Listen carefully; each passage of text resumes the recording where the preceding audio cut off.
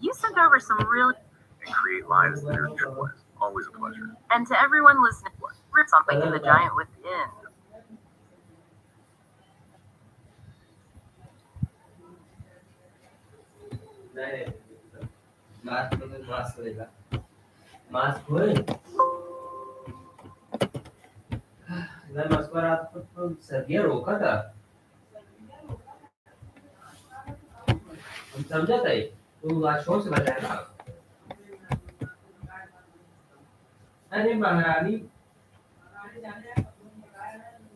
हाँ तो मतलब क्या होता कोई इंसान हर रोज दवाई क्यों खाता जब वो कुछ प्रॉब्लम होता तभी तो ये खाता ना हाँ तो का कोई मन करता खाए की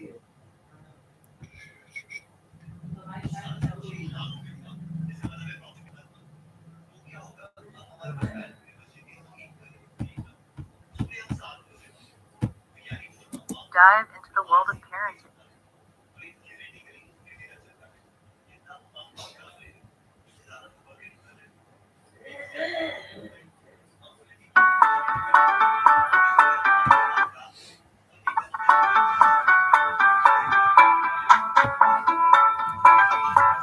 Okay, so you ever had one of those moments, you know, you're at the grocery store, your kid sees the candy aisle, and suddenly it's like a symphony of screams because they absolutely need those gummy sharks. Oh, I know that feeling. Like it's like a universal parenting experience, right? Pretty much a rite of passage, I think. It's gotta be. So that's what we're diving into today. See if this book can help us navigate those meltdowns with maybe a little more grace this time.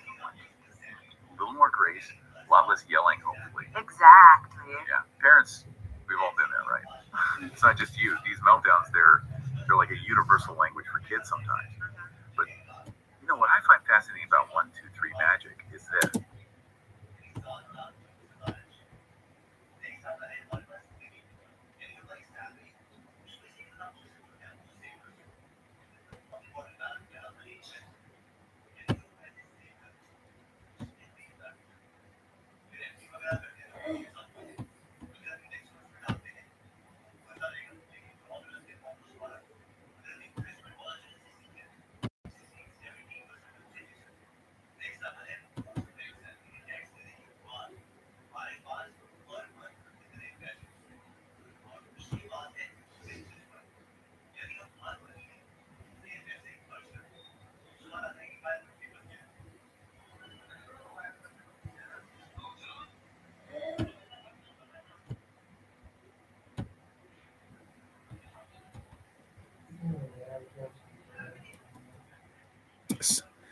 it actually approaches parenting as a skill, almost like you can train for it. Like you train for, I don't know, a marathon. You're not just thrown in the deep end. There's a method, there's techniques. It's kind of cool, actually. Like a practical guide to, you know, taming these tiny humans we love so much. Exactly. Taming, but in a good way. That's a good point. Because when I first saw the book comparing parents to wild animal trainers, right, I have to admit, I was a little taken aback. It's a little jarring when you first read it. Yeah, it sounds a little extreme. It does, but it's not about being, you know, mean or using a whip or anything like that. Thank goodness. Right. It's more about understanding that sometimes we fall into this trap of treating them like little adults. Like they should just get it. That little adult assumption. Yeah. Yes, exactly. But, you know, their brains aren't quite there yet. They're still figuring out boundaries, pushing limits. And you know what? It's kind of like training a puppy when you think about it. It really is. Consistent actions, clear expectations.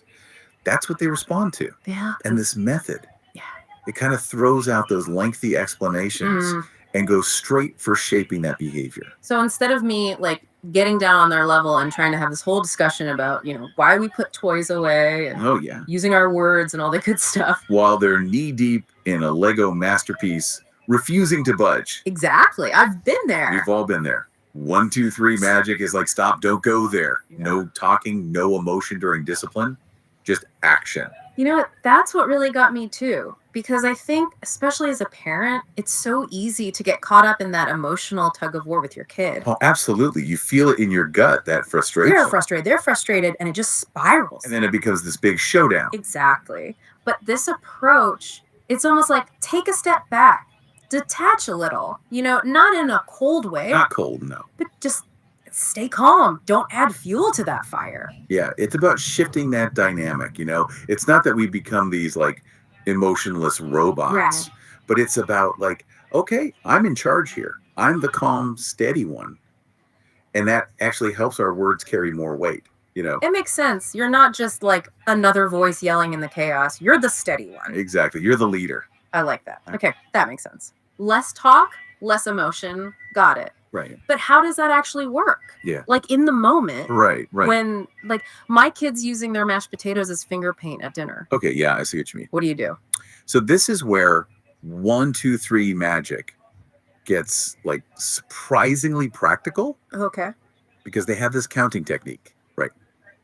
And it sounds almost too simple, but Too simple. yeah, just count. That's 1, that's 2, that's 3. You're giving them those 2 chances to like course correct, before anything happens. Okay. And it's like this universal signal amidst all the chaos that things are about to change. Right. It's not yelling, it's not getting into it. It's just Right. 1, 2. They know what's coming next. So is it like automatic timeout at 3 then? See, that's what I thought too. Yeah. But it's actually more nuanced than that. Okay. The 3, it's not about time out specifically. It's about a consequence, Okay. but it's consistent. Right. Like you've already thought about what it is. So maybe it is a timeout. Or Yeah. maybe it's losing a privilege, Mm-hmm. whatever makes sense for this situation. The point is, there's no guessing for the kid. Right. So they know. Exactly. They know what to expect. It takes out that whole what's going to happen. Are they going to yell? Are they going to give in? Oh, so it takes you out of it too a little bit emotionally. Exactly. Right. That's the key difference here. It's not about like us getting all worked up Right. because Yeah. honestly, that never works. No, it doesn't. It just escalates things. Totally. So the 1, 2, 3, it's almost like this neutral rhythm. Mm-hmm. It shifts the focus from our reaction to their action. And I think that's so smart because you're right. Like when we get emotionally invested as parents, Oh yeah, it never goes well. never. They feed off of that, right? Usually. But with this, you're just like this calm, steady force. Right. Like the eye of the hurricane. Exactly. And it sounds crazy, Mm-hmm. but that counting, it really can work. You know what actually that reminds me? Yeah. There was a story in the book Uh-huh. about this family. They were going to get ice cream. Oh, no, what happened? And it was like this whole thing, right? It illustrated the whole timeout alternatives idea. Oh, yeah, the TOAs. Yeah. I thought that was so interesting. So instead of like the classic timeout corner, which let's be honest, sometimes isn't even an option. Right. Like when you're in the middle of Target. Exactly. Yeah. This is where those TOAs are like genius, especially in public. Oh, yeah. It's like you're not engaging in the battle of wills anymore. Mhm. You have this consequence that makes sense in the moment. And it clicks for them, Yeah. because their brains are still developing. They get it way better than a lecture in that moment. Oh, totally. Like that example from the book with the ice cream outing. Yes. I mean, come on. Kids start acting up in the car on the way to get ice cream. The worst time. The worst. And the parents are just like, nope, turn this car around, no ice cream. I can just imagine those kids' faces. Oh, I know. It's brilliant though, right? It is because Yeah. it's immediate and it makes sense to them. Exactly. Natural consequences. So we can handle those public meltdowns a little better now, hopefully. But what about those other parenting nightmares? Okay, yeah. What? Like the stuff that makes you want to like pull your hair out. Oh, there's plenty of that to go around. Homework battles. Oh, the homework battles. My patience is tested more during homework time than I think any other point in the day. Tell me about it. It's like all the stress of the day just collides. It's true. Yeah. So what does 1, 2, 3 magic say about that? Well, they have a whole section on homework. Okay, good.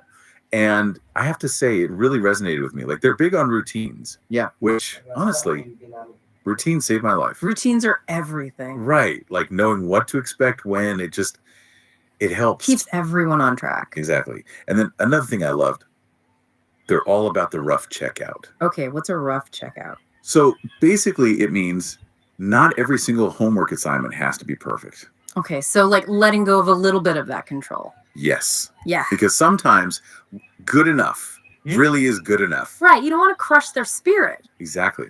We want them to like enjoy learning, right? Yeah. Not just be these little robots churning out A+ work. Totally. And Another thing that gets me with homework, especially Look that. those last minute requests, Oh, you mean like, oh, by the way, you need a diorama of the rainforest due tomorrow. Yes. And it's like, how am I supposed to? We don't even have those little fake trees. Right. And it's like suddenly you're the one scrambling trying to make it happen. And then everyone's stressed. Exactly. So the book talks about like getting ahead of that. Okay, how? Because that feels impossible sometimes. Yeah. Communication, mainly. Like talking to the teacher, knowing what's coming up, and also teaching our kids to like speak up themselves if they need more time or help. Okay, so it's about giving them some of that responsibility too. Seriously. It's funny because it all makes sense, right? Like when you're talking about it. But Yeah. then when my toddler is having a meltdown because like the crust on their sandwich is touching the peanut butter, Oh, I've been there. it's like all those calm down strategies go out the window. Oh, absolutely. It Absolutely. takes practice. This Yeah. isn't like an overnight transformation. Right. It's about like making those small changes consistently. Yeah. I had this one client, she was like at her wit's end, Yeah, morning tantrums every single day Yeah. about getting dressed. It was like World War III. I can picture it. Right. Mm-hmm. So we work on like building a routine. Making it predictable.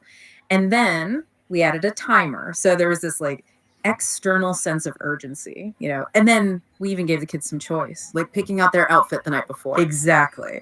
And it wasn't perfect, but slowly. Those morning tantrums, they lessened.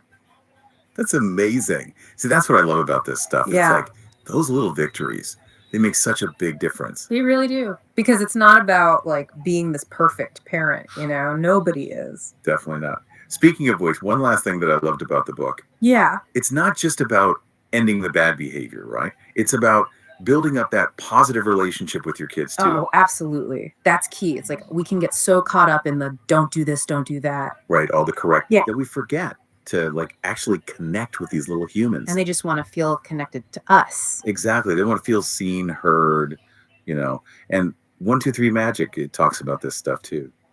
So, what are some of the ways they suggest building up that positive side of things? Well, they have this whole thing about sympathetic listening, which is honestly life-changing. Okay, tell me more about that. So it's really trying to see things from their perspective, Even when it makes absolutely no sense to us. especially them, Yeah. because to them, their feelings are valid, right? Yeah. Even if it's about like the blue cup not being the red cup. Right. It's their version of a real problem. Exactly. And when we can like validate that, even just acknowledge it, Hmm. it makes such a difference. That's so true. And then they also talk about this thing called overparenting, which I'm like totally guilty of. Overparenting, what's that? It's when we do everything for our kids. Oh, right. Like swooping in and saving them from every little struggle. Yes. But the book makes this great point. Like, are we really helping them in the long run when we do that? That's a good point. Because they need to learn how to do things for themselves. Exactly. So it's about finding that balance, between setting those loving limits, Right. but also letting them figure some stuff out on their own. It's hard though, because we just want to protect them. I know. But we're actually doing them a disservice if we don't let them like fall down sometimes. You're right. They need to learn how to get back up again. So, besides the sympathetic listening and trying not to overparent, any other like quick tips from the book that we can use to build up that connection? Oh yeah.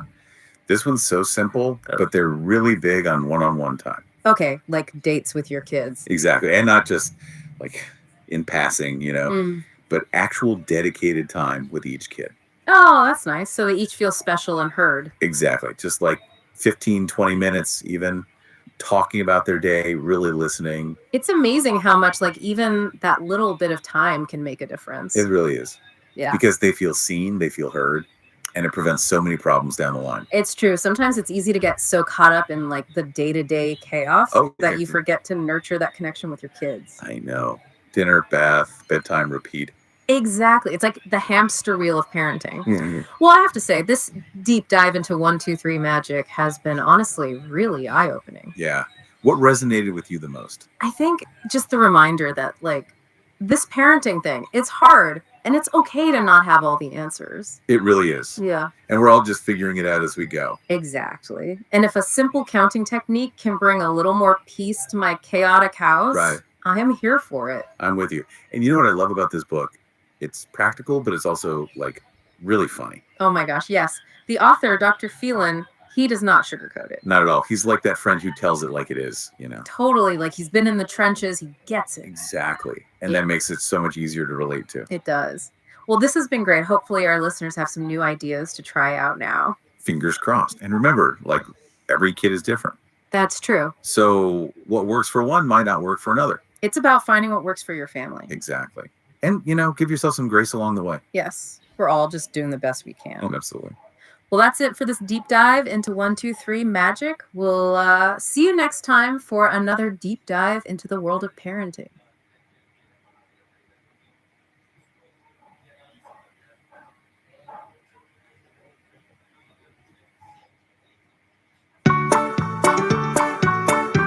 You feel like you're just kind of stuck, you know, like you're on autopilot, wanting to make a change. But where do you even start?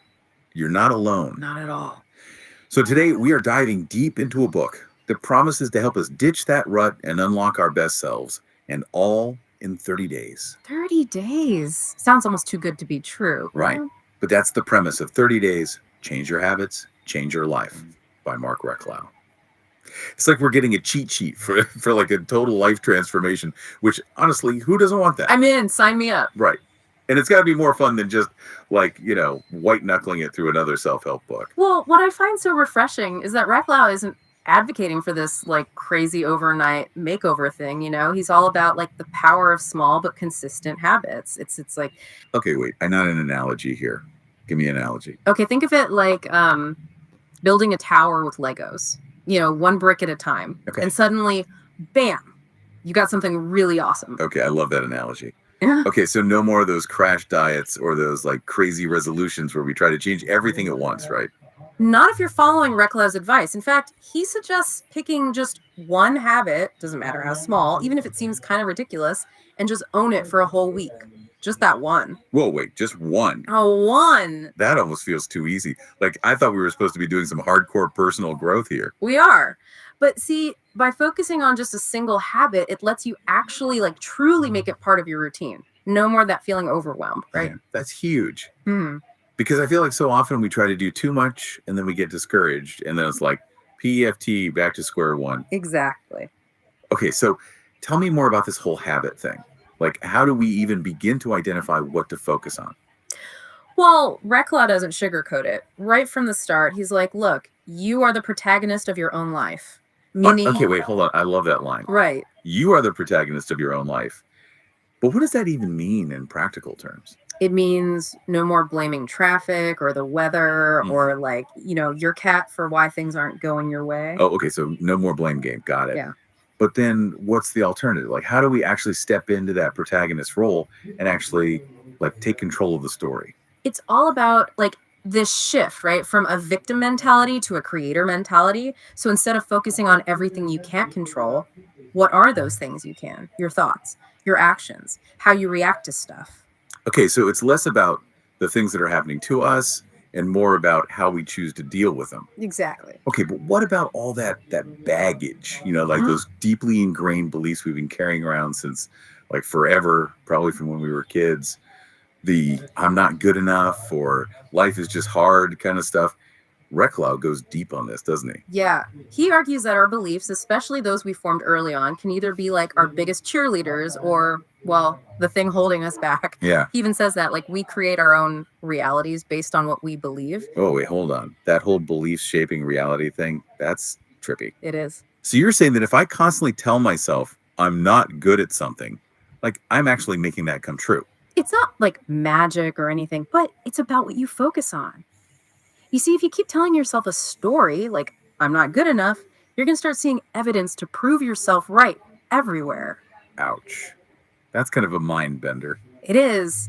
But the good news is you can choose to believe different things. Okay, that's both empowering and kind of terrifying all at the same time. But how do we actually change those beliefs, especially if they're so deeply ingrained that we don't even realize they're running the show? Recklow suggests affirmations. Okay, so like those positive statements you repeat to yourself, do those things actually work? Because honestly, they've always kind of felt, I don't know, cheesy to me. Oh, yeah, they can totally work. But consistency is key. Might feel weird at first, just stick with it. With enough repetition, those affirmations start to like seep into your subconscious and they can actually change those beliefs. Okay. So instead of constantly telling myself, oh, I'm always so stressed, it'd be more like, I am calm and peaceful, even if, like, in the moment, I'm totally freaking out. Exactly. You're basically giving your brain a new script. Like a pep talk, but to myself. Yeah. Retraining my brain to actually believe it. That's a great way to put it. Okay, but what about those inevitable moments when, like, despite our best efforts, things just don't go our way? You know, like, we stumble, we fall, we fail. How does Reclau deal with that whole, Failure. failing? He reframes it brilliantly, I might add. Remember Thomas Edison? Oh, yeah. Didn't he, like, invent, like, a million things before he landed on the light bulb? It took him thousands of tries to get that light bulb right. Thousands. I remember learning that in school, but, like, I can't even imagine having that much, like, persistence. He viewed every single one of those attempts not as a failure, but as eliminating one more way that didn't work. Okay. Reclau calls it the Edison mentality. So instead of seeing failures as, like, these big stop signs, we should see them more as valuable feedback, Yeah, like stepping stones to success. which totally ties back to the habit formation thing, right? Mhm. Didn't the book talk about the 21-day rule? All about it.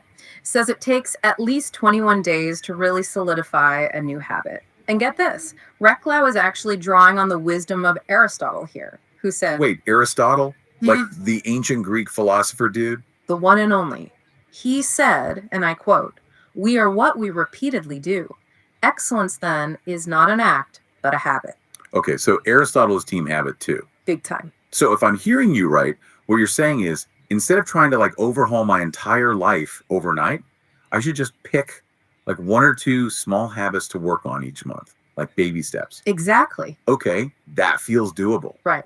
But before we get all gung-ho on, like, specific habits, shouldn't we talk about self-awareness? I feel like that's got to be a thing, right? Before we can even start making changes, we got to know where we're starting from. 100%. And Reclau has a whole section dedicated to just that, self-awareness. He walks readers through all these thought-provoking questions designed to help pinpoint those values, strengths, and let's be real, areas for growth. So it's kind of like he's saying, hey, before you set off to climb Mount Everest, maybe, like, make sure you actually like mountain climbing And that you have the right gear. and that you're not afraid of heights. Exactly. He wants you to understand your starting point before you start charting that course to where you want to go. Makes sense. Okay. So we've got that self-awareness piece covered, but once we've got a better handle on ourselves, then what? How do we move from just, like, understanding ourselves to actually setting, and here's the key part, achieving our goals? Reclau is a big proponent of visualization. Okay, like vision boards and stuff. It can be, but it's more about like really seeing yourself as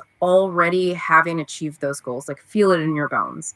And then breaking down those goals into smaller, more manageable steps so you're not totally overwhelmed by the enormity of it all. So instead of saying, I want to, like, run a marathon, it's more like, okay, this week I'm going to run for 30 minutes 3 times. There you go. You just set a micro goal. Okay, I like it. And when you hit those smaller milestones, celebrate those wins. They matter. Love that. But let's be real for a second. Not everything is. Like, sunshine and rainbows on the road to self-improvement, right? Like, what about rejection? Yeah. We all face it at some point.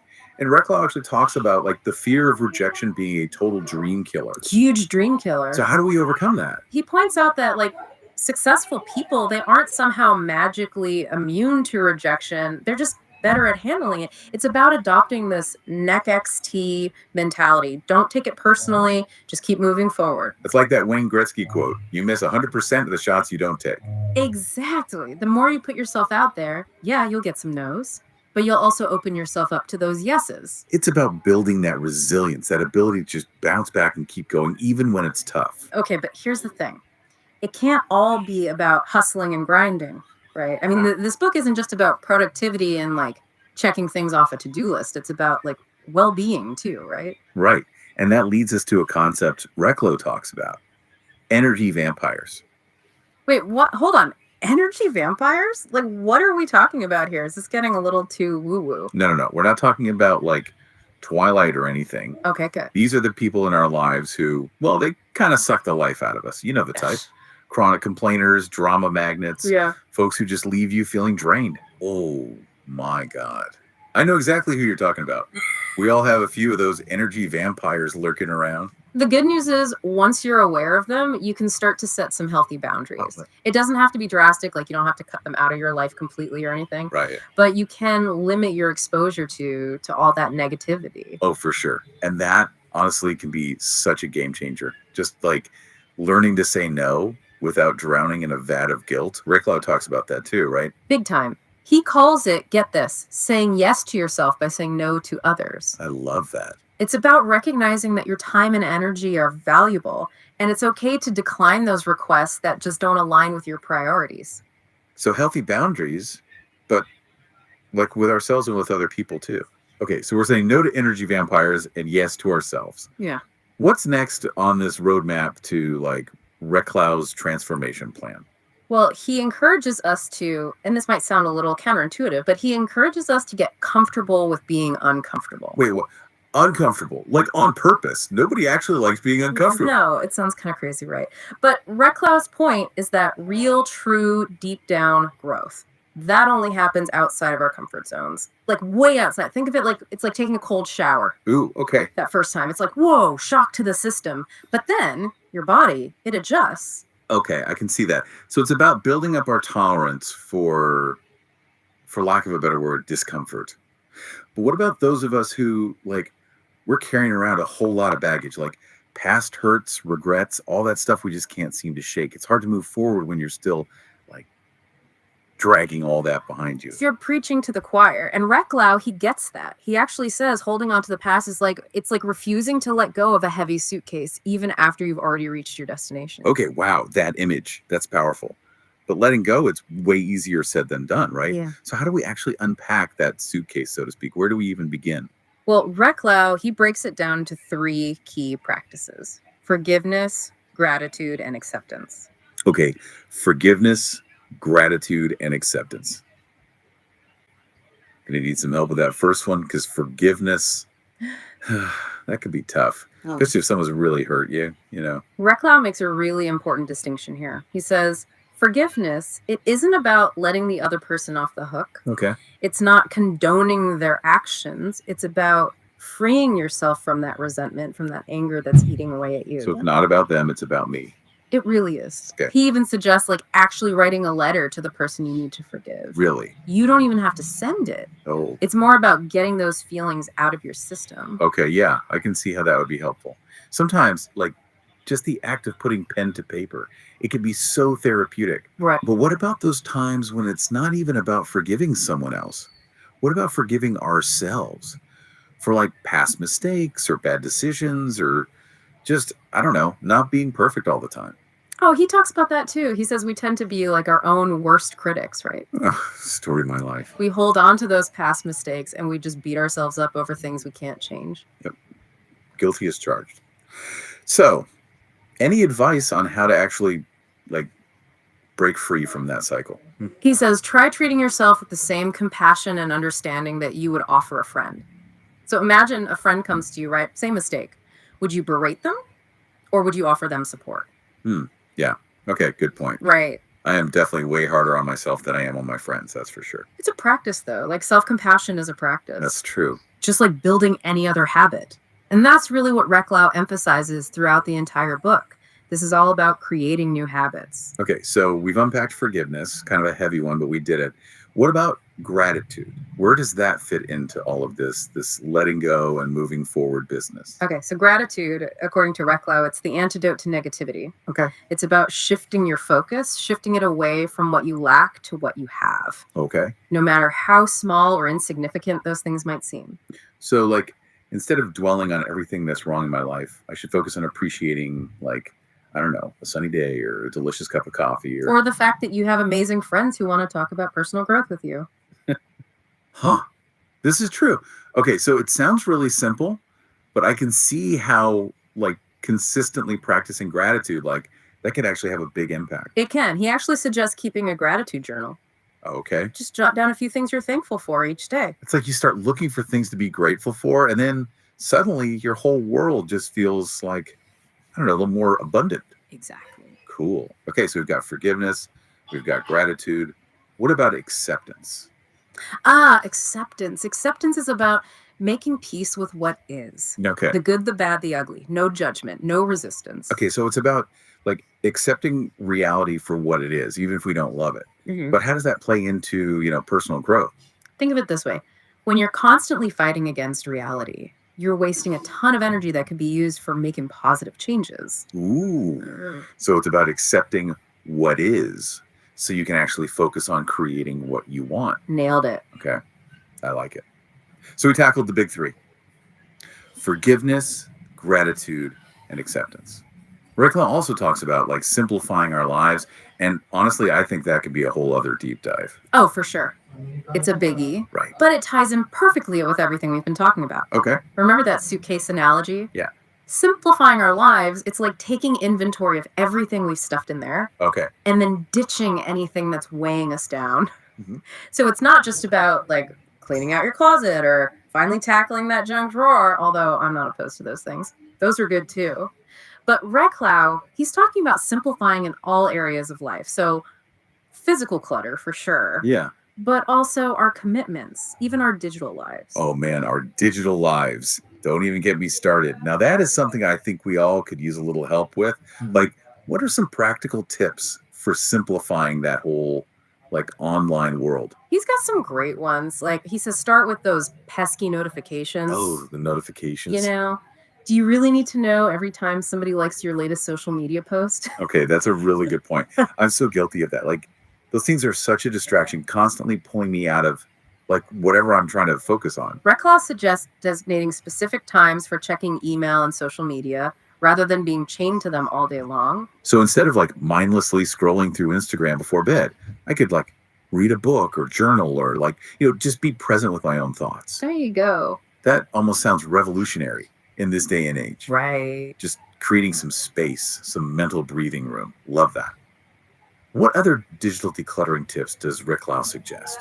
He is a big advocate for what he calls digital detox days. Digital detox, as in like no phone, no laptop, Yeah. no social media, like at all. You got it. No, it doesn't have to be a whole day, especially at first. Okay. Maybe just start with a few hours or even just 1 hour where you completely disconnect. I can imagine that feels pretty terrifying at first, Yeah, but also like oddly free, right? that's exactly what he says. Yeah. People find it surprisingly refreshing. Like they're able to reconnect with themselves, with the world around them, without that constant digital noise. I can see that. It's like you hit the reset button on your brain. Exactly. Okay, I'm into it. So we've covered the physical clutter, the digital detox. What about our commitments? How do we even begin to simplify those? Well, this is where that whole saying no thing comes in handy again. Right. Reclau, he reminds us that it is 100% okay to say no to any requests, any invitations that don't light us up, Okay. Yeah. or that we know are just going to drain our energy. It's about protecting our time and energy. Yes, and being really intentional about where we choose to invest them. Yes. Being protective of our energy. That's a good one. Okay, so we've decluttered our homes, our phones, our calendars. What else does this wise sage, Rick Lau, what else does he have in store for us? Well, he introduces this really interesting concept that he calls, and this might sound a little strange at first, but he calls it highlighting. Highlighting, like with a highlighter pen. What are we highlighting? Not quite. Remember how we were talking about like being present, Yeah. savoring the moment? Well, highlighting is about being really intentional about creating those moments of joy, of excitement in our lives. Ooh, okay. I like where this is going. Tell me more. So think about it. What are those things that just like they make you feel alive, Okay, yeah. energized, happy? What are those things? Okay, let me see. For me, it's spending time with loved ones, being in nature, listening to music, traveling to new places. Oh, and eating delicious food. Definitely eating delicious food. All good things. Right. Well, Rick Lau's highlighting technique, it's about deliberately incorporating more of those things into your life. So it's not about just waiting for them to randomly happen. Mm. It's about like making them happen. So you're saying I should like schedule fun, like actually put it on my calendar, right alongside like work meetings and like, dentist appointments. It might sound a little weird, but yeah. Okay. Scheduling in those moments of joy, it can actually make it more likely they'll happen.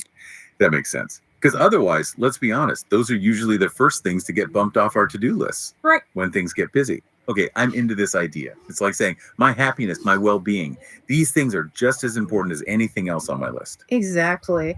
And speaking of lists, Reclo actually has some interesting advice about to-do lists and how to make them less, well, daunting. Okay, I'm all ears because, my friend, my to-do list, it never seems to get shorter, only longer. Right. Well, Reclo suggests breaking those larger, more overwhelming tasks into smaller, more manageable steps. Okay, that makes sense. It's like I'm much more likely to actually do something if it doesn't feel like, this massive undertaking.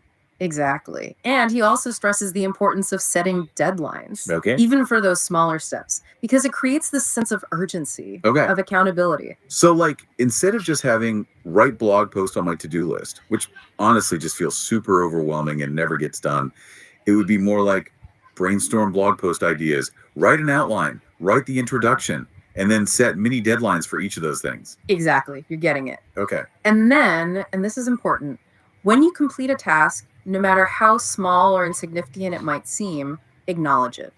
Celebrate that win, no matter how tiny. Okay. Little pats on the back along the way. Those matter. They do. They do.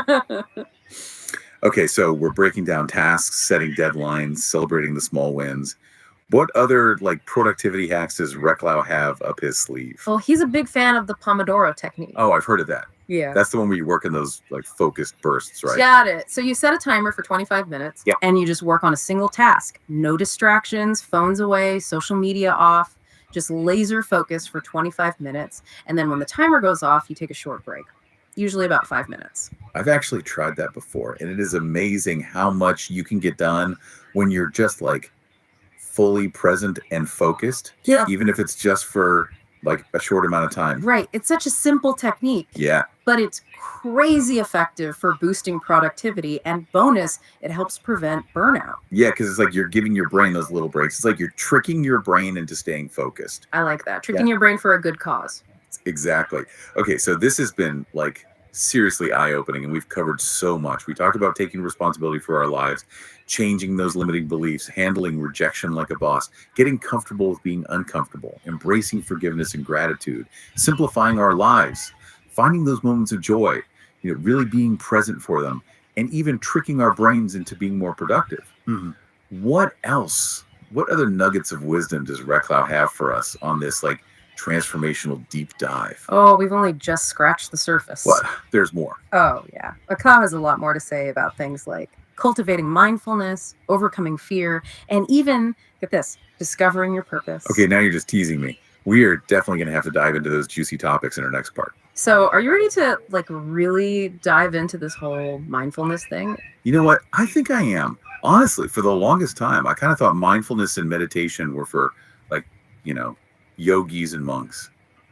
Not really my scene. But Reclau, he actually makes it feel like shockingly approachable. That's a gift for sure. He has this knack for taking these concepts that might seem kind of intimidating, and just breaking them down into like bite-sized, doable steps. Makes you feel like, okay, I can actually do this. Totally. So how does Reclau approach mindfulness? Because I think there are a lot of misconceptions out there about what it actually is and what it isn't. Totally agree. And Reclau's like right there with you. He's like, look, this isn't about like emptying your mind or chanting them for hours on end. It's way simpler than that. Okay, good. Yeah. Because that sounds kind of hard. Right. Reclau says mindfulness is simply about like paying attention, like really paying attention to the present moment, but without judgment. Okay. That does sound a little less daunting, but like full disclosure, my mind tends to like race a mile a minute, especially when I'm trying to relax, which is like the opposite of relaxing. You and everyone else on the planet. It's totally normal. Our minds are wired to like jump all over the place. Reclau, he actually compares it to training a puppy. Oh, okay. I like this analogy. So, at first, that puppy's mind, it's all over the place. Oh, yes. Squirrels, treats, belly rubs. Exactly. But with consistent training, the puppy learns to focus. And so can we. Okay, so our minds are basically like easily distracted puppies. Pretty much. I can get behind that. Okay, so puppy training for our brains. What does that actually look like in practice? Reclau, he suggests starting small, even just a few minutes a day of like focused breathing. Okay. There are a ton of great apps out there that can like walk you through it, or you can literally just sit in a quiet space, Close your eyes and just pay attention to your breath. Okay. The rise and fall of your chest. Just notice it. I've heard that even something as simple as like washing the dishes can be a form of meditation if you really focus on like the sensations and just being present in that moment. You're totally right. There are so many opportunities for mindfulness throughout the day. It's about bringing that awareness, that present moment awareness to whatever you're doing. I like it. So it's not necessarily about like sitting cross-legged on a mountaintop. It's more about finding those little pockets of mindfulness in everyday life. Exactly. Love it. Hmm. But I'm curious, like, what are some of the actual benefits of practicing mindfulness? Like, Recklow talks about those, right? Why should we even bother with this whole mindfulness thing? Oh, yeah. He gives like a whole rundown of the amazing benefits backed by science, too. Like, for starters, mindfulness can help us manage stress and anxiety. Okay, yeah, sign me up for that. Right. Who couldn't use a little less of that? It can also help us improve our focus, even boost our creativity, believe it or not. No way. Really. He even talks about studies that have shown mindfulness can actually, like, literally rewire our brains. Get out of here. It's true. Creating new neural pathways, ones that are associated with, you know, well-being and all that good stuff. So it's like a mental workout, basically, Yeah. but like one that actually makes you feel better. Right. It strengthens that ability to stay present, to stay focused, even when things get, you know, chaotic. Okay, I'm officially convinced. Mindfulness, it's on my list. Now, what other wisdom does Recklow have for us on this quest for a more, I don't know, fulfilling, joyful life? What else did he have to say? Well, one thing that stood out to me was his emphasis on listening to great music. Okay, I can get behind that one. Easy enough. But how does he tie that into, like, you know, personal growth? He talks about how powerful music is. Like, it affects our emotions, our energy levels, even just our overall sense of well-being. And he says that listening to like really uplifting or inspiring music, it can totally shift your mood, make you more motivated, even, get this, spark your creativity. Oh, I totally get that. There's certain songs that just always make me feel better.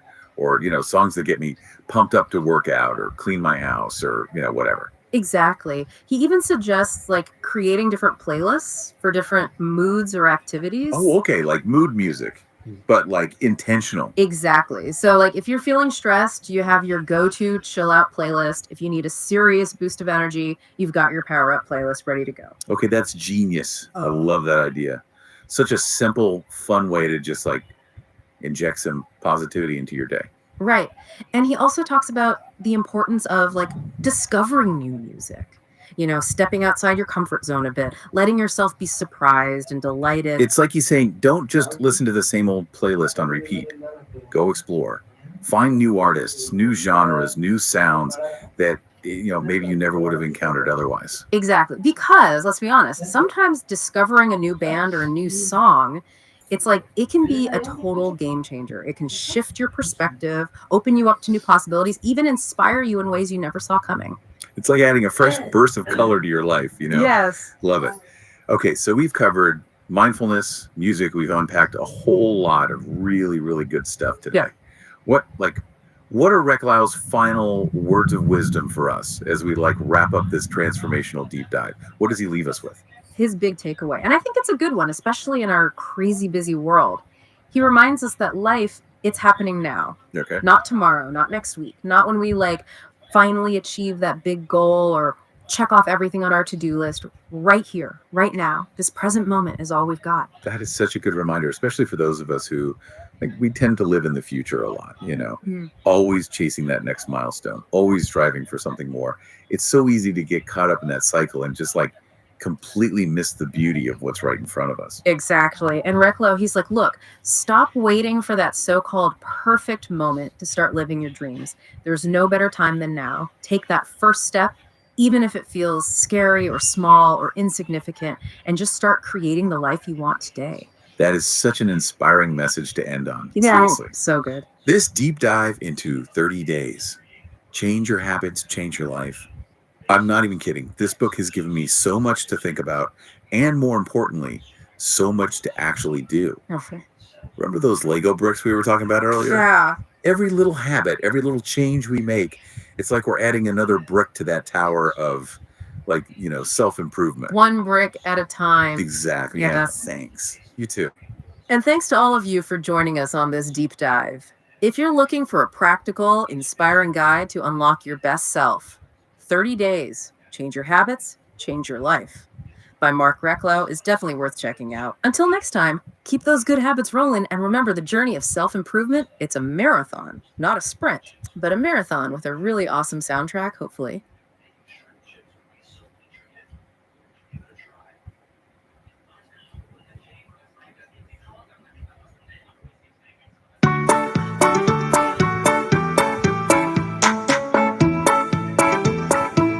All right. So, we always talk about leadership and, how to really get the most out of your team. And you sent over some notes on a book called 100 Ways to Motivate Others. And honestly, I got to say, this book, it's like a gold mine of practical advice. Really got me thinking differently about leading with impact. It's a good one. Yeah. And, I think we can pull out some real gems today. Yeah. Some really actionable stuff to help, unlock even more potential in your team. Absolutely. What I think is so refreshing about this book, 100 Ways to Motivate Others by Steve Chandler and Scott Richardson, is how they just ditch all those tired leadership cliches, Oh, yeah, it yeah. gets right to the core. Stuff that's been done to death. Yeah. And like what actually makes people tick. It really does. Yeah. And one of the biggest takeaways for me, and I wrote this down, was like almost this shift in perspective. It's like, stop questioning your team's motivation and start asking yourself, like, okay, what am I doing to equip them to succeed? Right. Because it's like that old saying, you can lead a horse to water, right? Exactly. But you can't like force them to drink. And it's the same with motivation. You can't force someone to be motivated, but you can create an environment where that motivation, it can flourish, right? It can thrive. It can thrive. Yes. And a big part of that, and they talk about this in the book, is shifting your perspective as a leader, right? Yes. I love how they compare self-discipline, this idea of self-discipline, Right. to learning a new language. Like Yeah. let's say you get transferred to Juarez, Mexico. You don't speak any Spanish. Are you going to just throw your hands up and say, well, I'm not a Spanish speaker? Right. You're going to find a way. No, you're going to find a way to communicate. You're going to use a dictionary. You're going to use the tools available. Exactly. And that's the same approach we need to take with motivation, 100%. both for ourselves and for our teams. Yeah. Yeah. So instead of getting stuck in this cycle of, are they motivated enough? Why aren't they motivated? It's like, okay, what tools am I giving them? Right. What am I doing to set them up for success? Yeah. And sometimes the best tool that you can give as a leader is silence. Oh, interesting. Right. Like really emphasize listening before you jump in That's a good one. with all the answers and the solutions. Because it's so easy to do that. Oh, it is. You want to jump in, you're ready Oh, for sure. to fix it. So it's really about understanding their perspective, taking that time to listen. What are the challenges that they're facing and their thought processes? Yeah. And instead of assuming you know what they need, it's asking what's going on, Yeah. what's working, what's not working. What would help you feel more successful in this role? Right. Because we make a lot of assumptions as leaders. We do, and that's not always the right. It's natural Yeah. to want to do that, but It is. It is. But we have to catch ourselves yeah, and really take that step back. seek first to understand, then to be understood. Yes, I love that. And speaking of, like ag, did you ever notice how like people can be dragging their feet at work, Oh, yeah, but then you get them into like a pickup basketball game or something, totally. and it's like a switch flips. It's like a whole Right? different. Yeah, and they've got all this energy. Where'd that come from? Where'd it come from? Right. Right? And it's because games, they tap into something, right? Yeah, they're fun. They're fun. There's a purpose. They're engaging. They're engaging. There are clear goals. There's immediate feedback, usually, if you're playing a game. Right. And so the book talks about this idea of like turning work into a game. Okay, I like this. Right. Like how can we take those same mechanics, Gamification. Yeah. gamification, there you go, Yeah. and apply them to the workplace? So how do we do that? So there's a lot of different ways you can introduce like scorekeeping or leaderboards or even friendly competitions, right? Oh, I like that. You can set mini challenges with rewards or even just public recognition. Yeah, I love that. A little bit of healthy competition. Exactly. Never hurts anybody. Right. And it really just taps into that inherent desire that we all have for engagement and honestly, like a little bit of fun. Totally. Yeah. Yeah. And I think a big part of that too is connecting those tasks, even those mundane tasks, to the bigger why. Yes. Right. Because if someone feels like what they're doing is actually contributing to something meaningful, Right. it's going to be a lot more motivating than just checking boxes off a list, 100%. Yeah. Like, for example, instead of telling someone like, hey, we need you to make more sales calls, right? you discuss with them like what achieving their sales target would actually mean for them personally. Right. Like, what doors would that open? What would it feel like to hit that milestone? How would their life change? Paint that picture Paint that picture. of success. Yes, success. Exactly. I love that. Now, another idea from the book that I really resonated with was this focus on strengths instead of weaknesses, Yes. Yes. which we all have, by the way. We do. We all do. It's so easy to get caught up in like, oh, I'm not good at this, or oh, they're not good at that.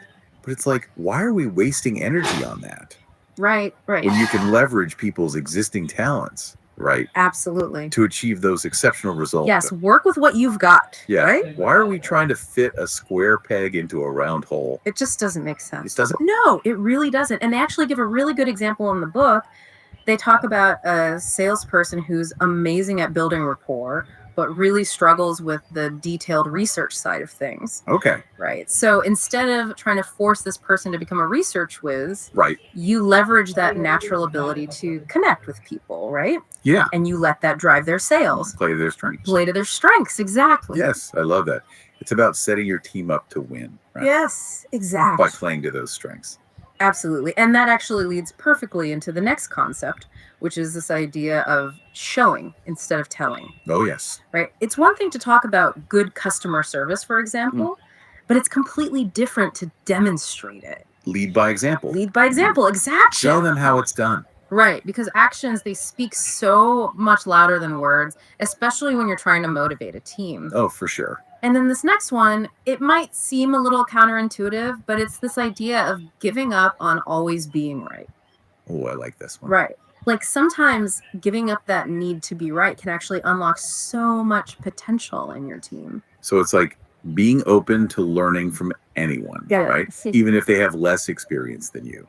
Absolutely. Have you ever heard that saying, the student becomes the master? Oh, yeah. Sometimes it's the person who struggled the most with something who can actually offer the most insightful solutions. Because they had to break it down. They had to Right. They had to really dissect it. understand it on a different level. Exactly. So instead of shutting down a new idea from, a junior team member, you take the time to really hear them out. That's a good point. You might be surprised by what you learn. Yeah, because sometimes those fresh perspectives, Mm-hmm.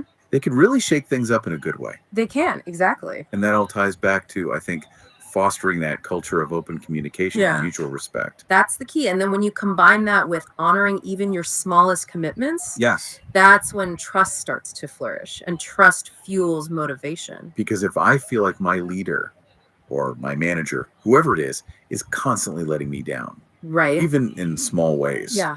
it's going to be really hard for me to be motivated to go above and beyond for them. Right. It's like death by 1,000 paper cuts. Right. Exactly. But when you're meticulous about honoring those small promises, showing up on time, delivering on those little favors, Yeah. The little things. the little things, that's how you build credibility and show your team that they can rely on you. It's that foundation of trust that makes everything else possible, right? Exactly. Exactly. Okay, so we've talked about a few things here. Two We times. talked about shifting your perspective as a leader, Yes. equipping your team with the tools to succeed, Mm-hmm. leading by example, giving up that need to always be right, Yeah. honoring those commitments, building that trust. Now, one thing that I thought was really interesting, they talk about this idea of managing agreements, not people. Yes. And what do they mean by that? It's about shifting away from this kind of like parent-child dynamic. Right. I can sometimes creep into the workplace. It can, and it's not, it's not productive. It's not helpful. No, not helpful for anyone. And instead, creating this more collaborative, empowering environment. Right. So it's about creating really clear agreements. Right. You sit down with your team member and you say, okay, here's what we need to achieve.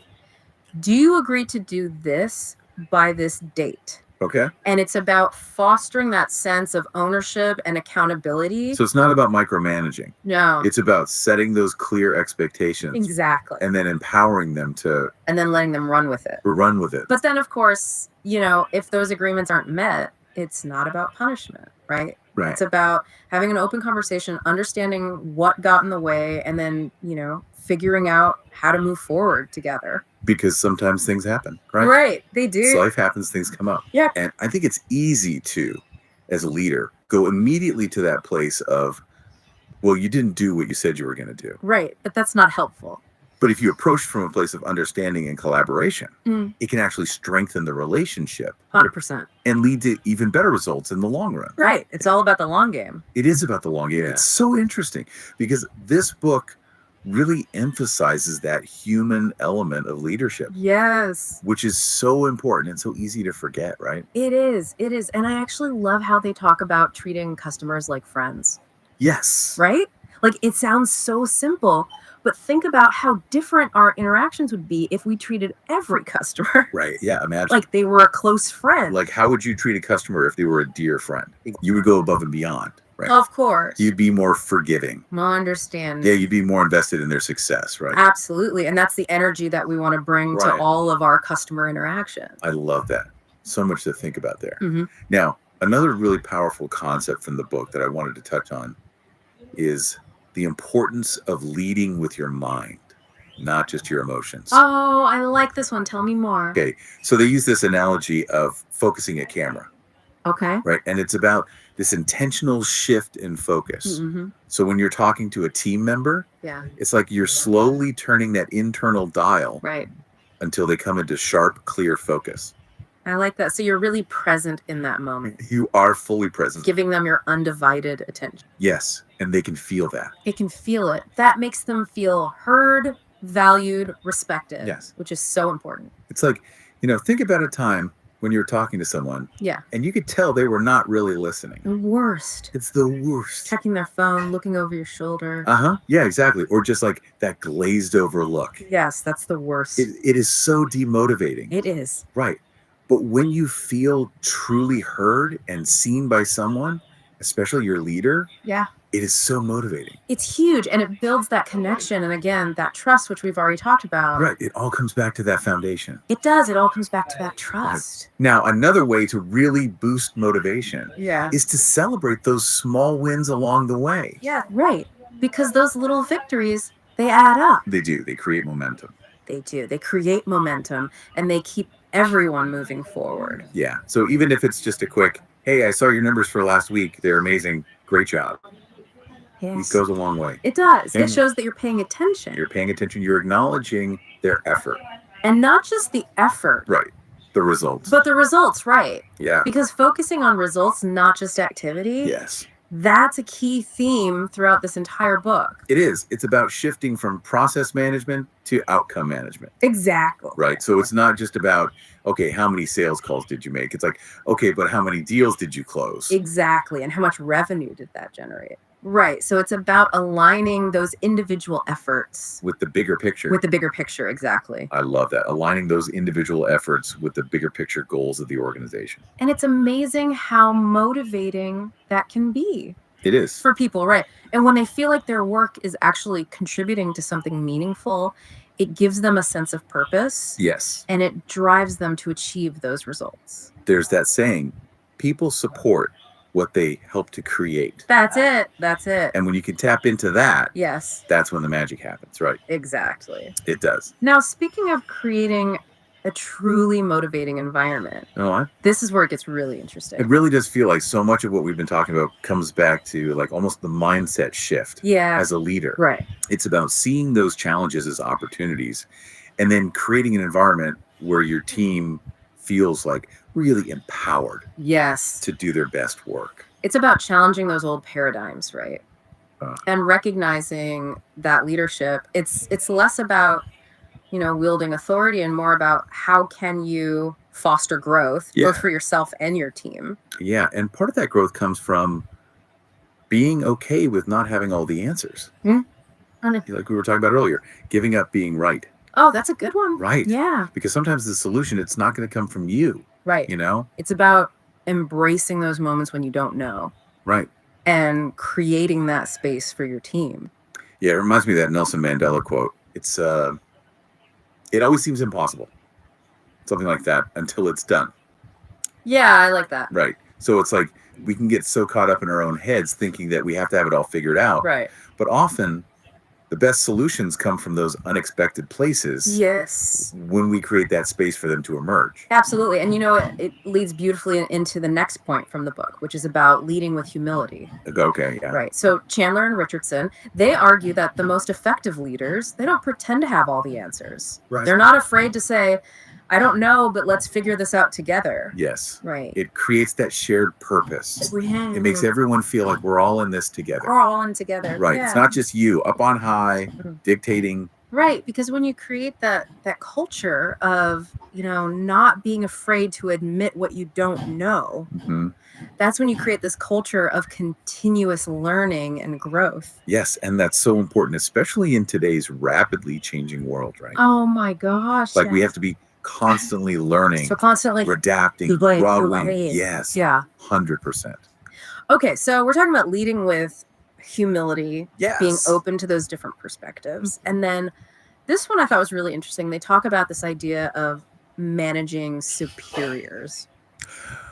Oh, managing up. Managing up. Yeah. Yes. You heard of this concept? Oh, absolutely. Yeah, it's a good Because it's easy to forget that even people at the top, right? They have their own Yeah. their own pressures, their own limitations. their own bosses. Yeah, their own bosses, exactly. Exactly. And so it's easy to get frustrated Mhm. or to blame, lack of clarity from above. Oh, for sure. But the book encourages us to take ownership of those situations. Yes. So it's about being proactive, seeking out those clear agreements, and then, communicating your needs effectively. So instead of waiting for direction, Yes. you might say something like, hey, I need your input on this project by Tuesday so I can make sure we hit our deadline. Is that doable?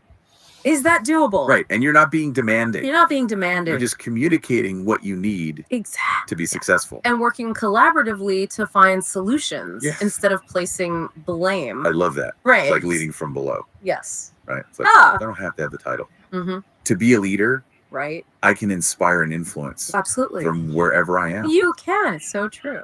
And that's really empowering, I think, for people to hear. It is. It's very empowering. It's like you don't have to wait Mhm. for someone to give you permission to lead. You don't exactly. You can step into that role. You have that power within you. You do. I love that. And I think as we kind of, we're getting towards the end of our deep dive here, Okay. I think it's important to remember Yeah. this idea that leadership, it's a journey, not a destination. It is. Right. We're all learning as we go. 100%. There's going to be challenges, there's going to be setbacks, Obstacles. but it's how we respond to those things That is it. Yeah. that really defines us as leaders. Yeah. Exactly. And sometimes the best thing you can do as a leader Yeah. is to breathe, Yes. right? Take a step back. Sometimes you just got to, Just breathe.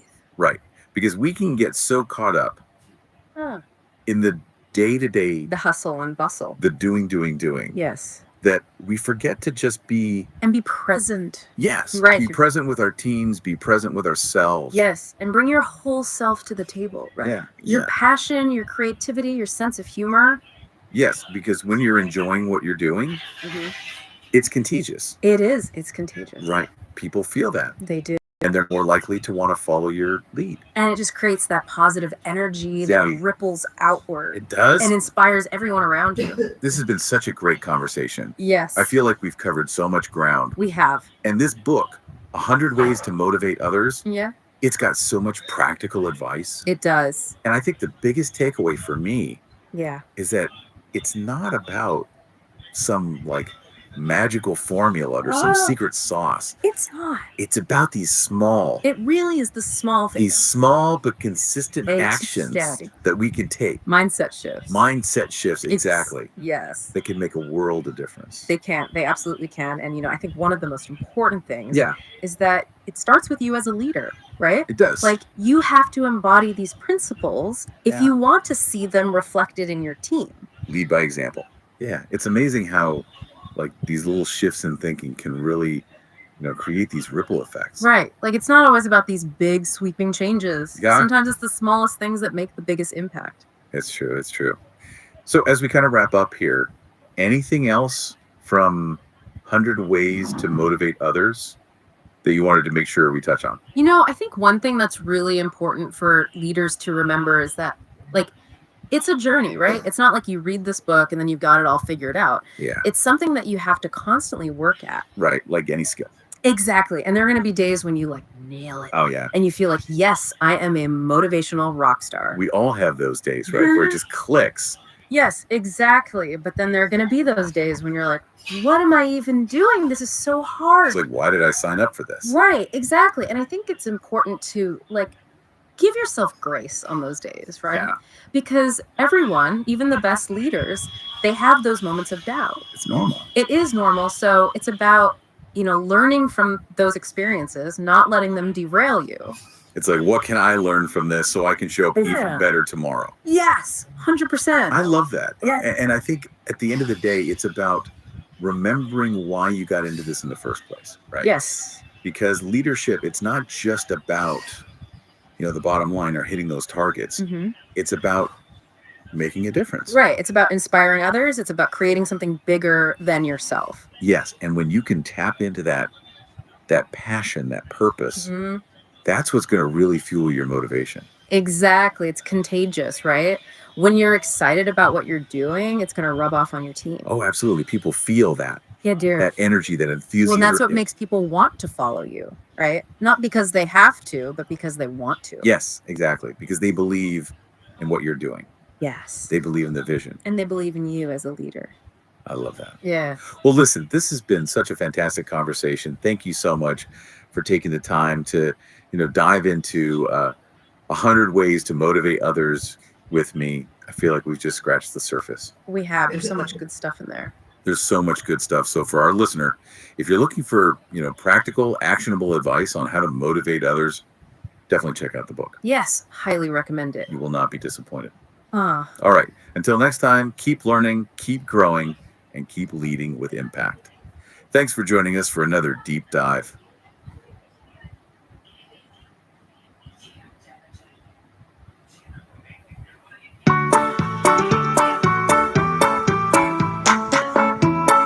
Okay, so you sent over this material called Accounting and Finance for Business Analysis.pdf. Mm-hmm. And, well, it looks like we're taking a deep dive into finance. Yeah.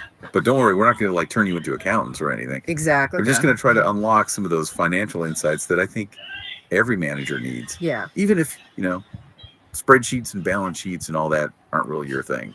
Yeah. And I think a good way to think about it is like Yeah. finance is kind of like a secret language that Mhm. can help you unlock a deeper understanding of any business, Right. no matter what department you're in. Yeah. And, it's funny you should mention that because I was reading through the source material Mm-hmm. and there was this anecdote about a publishing executive who thought that their advertising percentage was the same as their break-even point. Wow. Like they thought that was it. Yeah. Which is an easy mistake to make if you're not really, If you don't speak the language. Yeah, exactly. Yeah. And that's why I think understanding, these terms, these financial terms is so important. Right. And I think a good place to start is with the term cost of capital. Okay.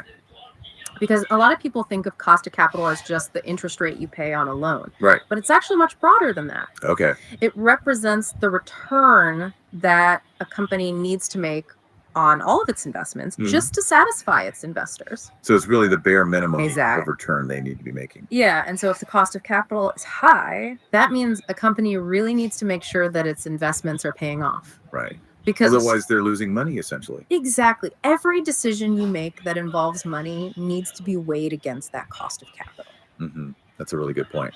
And this kind of leads us to another really key concept that's in your material, Okay. which is opportunity cost. Okay. And this is the idea that every time you choose to use resources in one way, Hmm. you're essentially missing out on the opportunity to use them in another way Right. You're giving something up. that could potentially be more profitable. Right. Or more beneficial in some Yeah, way. it's all about trade-offs. Yeah. And I think that's a real aha moment for a lot of people because Bye-bye. we often don't think about it that way. We think about like, okay, I'm going to do this and this is how much it's going to cost me. Right. But we don't think about, well, what am I not going to be able to do because I'm doing this? Yeah. And time is money. Right. Exactly. It's like the same time as money, but in this case, it's even more. Yeah. Like every, every financial decision has an unseen price tag. that's a good way to put it. And the example that they give in the source material, I think, is a really good one. Okay. It's about skipping early payment discounts.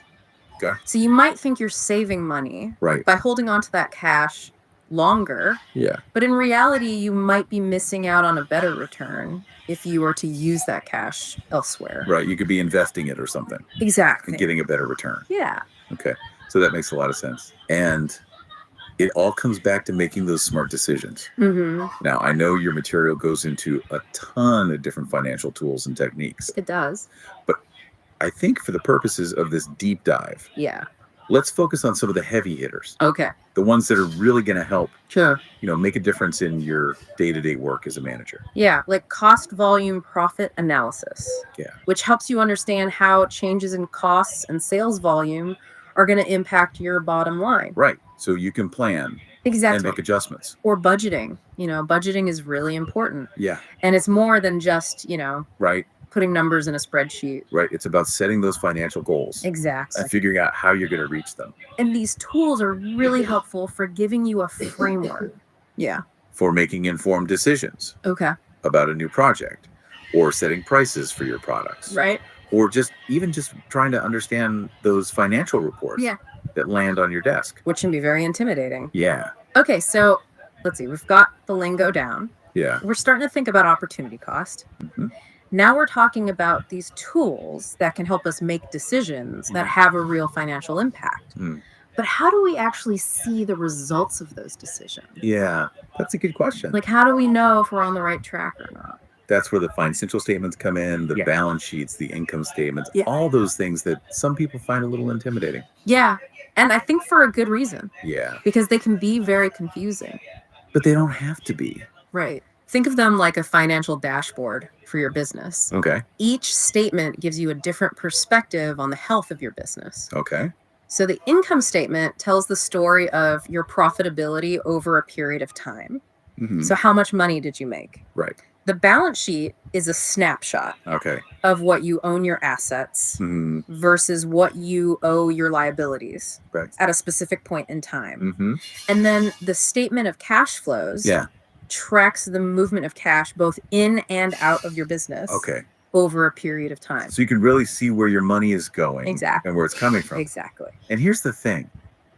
I don't think you need to be a financial whiz No. to get some really valuable insights from these statements. No, you don't. It's more about knowing the right questions to ask. Exactly. For example, when you're looking at the income statement, don't just focus on that bottom line profit. Okay. Ask yourself, where is this profit coming from? Right. Is it sustainable? Hmm. Are there any red flags I should be aware of? Yeah. Like if your profits are all coming from one client Exactly. and that client were to go away, Right. you'd be in trouble. You'd be in big trouble. So it's about really understanding what those numbers are telling you. Yeah, it's about seeing beyond the numbers and understanding the story that they tell about your business. That's a good way to put it. Yeah. Okay. But I think, let's be honest, sometimes these numbers, Yeah, they can feel a little overwhelming. they can. Like there's just so many of them. Yeah. There are all these big charts and stuff. Yeah. So that's where financial ratios, I think, come in. Exactly. They're like these little detective magnifying glasses Yeah. that can help you reveal some hidden clues about a company's performance. Okay. So they can tell you things like how efficiently a company is using its assets, Okay. how much debt they're carrying, Mm. how well they're managing their cash flow, Right. things like that. And the good thing about ratios is you can compare them, right? Exactly. You can compare one company to another. To their competitors, to industry averages, Yeah. to their own past performance. There's so much you can do. To get a better sense of how they're doing. It just gives you a more complete and nuanced picture of a company's financial health. Than just looking at the raw numbers. Right. Yeah. Okay, so we've talked about ratios, we've talked about statements. I did want to touch on one more thing before we move on, Okay. which is this concept of technical insolvency, Oh, yeah. which sounds very scary. It does sound scary. But you actually explained it in a way in the material that I think anyone can understand. Oh, good. I'm glad. And it basically means that Right. a company doesn't have enough cash readily available to pay its bills on time, Right. even if it looks profitable on paper, Yeah. which I think is a really important distinction. It is Yeah, because profit isn't the same as cash flow. Right. And that's something that I think a lot of people don't realize. Right. And that's something that I think a lot of people don't realize is Yeah. that profit and cash flow aren't the same thing. Right. You know, you could have a company that's made a ton of sales, Right. but they haven't collected payment from the customers yet. Yeah. So on the books, it looks like they're really profitable. Yeah. But in reality, they might be struggling to make payroll Right. or pay their suppliers if that cash isn't actually coming in. Yeah. That makes a lot of sense. And it really highlights why understanding cash flow is so important. Yeah. And not just for, you know, finance people, but for managers in every department. Yeah. Absolutely. Because it affects everyone. It does. And this actually connects to another important topic from your material, Okay. which is managing working capital. Working capital. Yeah. Okay. This is kind of like the lifeblood of any business Okay. because it's what ensures that you have enough cash on hand to meet your short-term obligations Okay. while also making sure that you're using your resources efficiently. So it's like a balancing act. Yeah, it's like finding that sweet spot between Right. having too much cash just sitting around doing nothing Yeah. and not having enough to cover those immediate expenses. Right. You don't want to be caught short. Exactly. Right. And this involves carefully managing things like inventory, Yeah. accounts, receivable accounts, payable, all that good stuff. Okay. So let's maybe break those down a little bit. Sure. Because I think those are areas where managers can really make a difference. Absolutely. So let's start with inventory. Okay. What are some of the things that managers should be thinking about? So your material actually does a great job of explaining Yeah. how holding on to too much inventory Yeah. can actually hurt your cash flow. Because it's just sitting there. It's just sitting there. It's not making you any money. Right. And it's costing you money to store. Right. You might have to pay for warehousing or Exactly. it could go bad, It could go bad. depending on what kind of inventory it is. Exactly. Or become obsolete. Right. You know, technology moves so fast these days. Exactly. But then on the other hand, having too little inventory Yeah. can also be a problem. Right. Because then you can't. Because then you have stockouts Right. and you lose sales. And you lose customers potentially. And you lose customers, you get a bad reputation. Yeah. So it's all about finding that optimal balance. It's a balancing act. Yeah. So are there like systems or tools that people can use to try to find that balance? Yeah. You know, a lot of companies use things like just-in-time inventory systems Right. where they try to minimize the amount of inventory that they have on hand Okay. So they're really trying to get it. just as they need it Yeah. to fill orders. Okay. But yeah, that's a really important one. Okay. So that's inventory. hmm What about accounts receivable? So accounts receivable, that's all the money that your customers owe you. Right. So you want to make sure that you are collecting on those payments as quickly as possible. Right. Because the longer those payments are outstanding, Yeah. the less cash you have to operate your business. And that's where that opportunity cost comes in again. Right. Exact. Because if you're waiting on that money, you could be. You could be putting it to work for you in other ways. Exactly. Yeah. Okay. And then on the flip side, there's accounts payable, Right. which is all the money that you owe to your suppliers. Okay. So it's kind of the opposite. Yeah, it's the opposite of accounts receivable. Okay. And you know, obviously you don't want to delay payments to your suppliers. Right. You don't want to You don't want to hurt those relationships. damage their reputation. Exactly. Yeah. But at the same time, strategically managing your payment terms Okay. can really help to improve your cash flow. So, like, if you can negotiate longer payment terms, Exactly. you can hold on to your cash longer. You can hold on to your cash a little bit longer. Yeah. But you have to be careful, You right? do. You don't want to. You don't want to push it too far. Right. Yeah. Okay, that makes sense. So it's all about finding that balance again. Right. Okay, so we've got accounts receivable, we've got accounts payable, Yeah. we've got inventory, Mhm. all things that managers are dealing with all the time. Exactly. These are things that are going to come up in your work no matter what. And I think it's helpful to see how they all kind of tie together. They do. They all tie together. Yeah. And they all affect your cash flow. Okay, so we've talked about managing working capital. Mhm. Let's talk a little bit about Huh? understanding the different types of costs that businesses have Okay. Yeah. and how they behave. Because your material talks about It does. direct costs and indirect costs and fixed costs and variable costs. Can seem a little overwhelming.